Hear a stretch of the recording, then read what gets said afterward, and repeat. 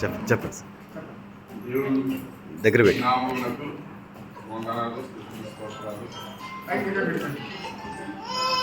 అయితే మేము ఈ సంఘానికి పాత వాళ్ళని అప్పుడప్పుడు వస్తుంటాం. ఒక 15 సంవత్సరాల క్రితం రెగ్యులర్గా వచ్చేవాళ్ళం. అప్పుడు మనల్లంతా కూడా చిన్నపిల్లలు. పాస్టర్ గారు తర్వాత రాజేంద్ర గారు పాస్టర్ గారు తీసుకొని అర్ధరాత్రి 2 గంటల వరకు కూడా సీతంపేట జనమండవారి గ్రామంలో సువార్త చేసేవాళ్ళు. నిజంగా ఆ సువార్త బలంగా నాటపడటం వల్లనే మరి ఈ యొక్క సంఘం ఈ విధంగా అభివృద్ధి చెందిందని మేము నమ్ముతున్నాం.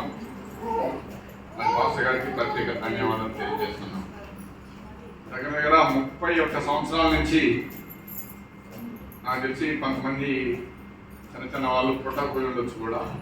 అప్పటి నుంచి కూడా ఇప్పటి వరకు కూడా మేము ఎక్కడికి పోయినా అంటే ఏదైనా కార్యక్రమాలు, ఇంకేదైనా ప్రయాణాలు, ఇంకేదైనా ప్రోగ్రామ్ చేసినప్పటికీ చేసే ముందుగా మనం పాస్టర్ గారితో ప్రార్థన చేయించుకుంటాం. క్లాస్ పెడదాం.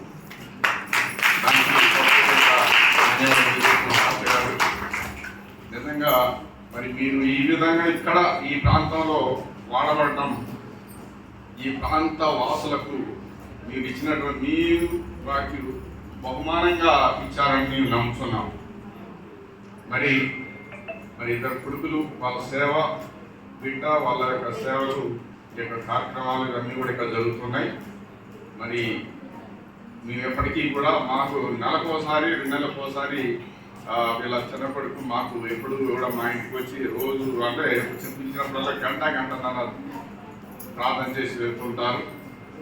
మేము ఎప్పటికీ కూడా ఈ యొక్క మీ సంఘంతో మేము టచ్లోనే ఉన్నాం. మీరు దూరంగా లేము, మేము మీ సంఘమే. కాబట్టి ప్రార్థన చేయాలి. యెషయా 43 వాక్యం చదువు. యెషయా 43:18-19 చదువు అమ్మా. మునుపటి వాటిని జ్ఞాపకం చేసుకొనుడి, పూర్వకాలపు సంగతులను తలంచుకొనుడి. ఇదిగో నేను ఒక నూతన క్రియ చేస్తున్నాను, ఇప్పుడే అది పలుచును. దాన్ని ఆలోచింపరా? నేను అరణ్యంలో త్రోవ కలగజేస్తున్నాను.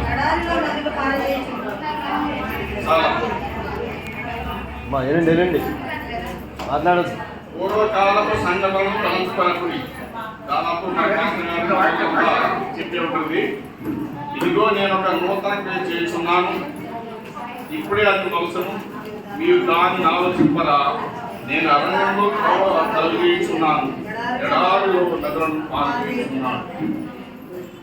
ఈ యొక్క వాక్యం మనందరిలో మీలో మరి ఈ సంవత్సరంగా ఈ కొత్త సంవత్సరంలో నెరవేరును గాక. ఆమేన్. Thank you.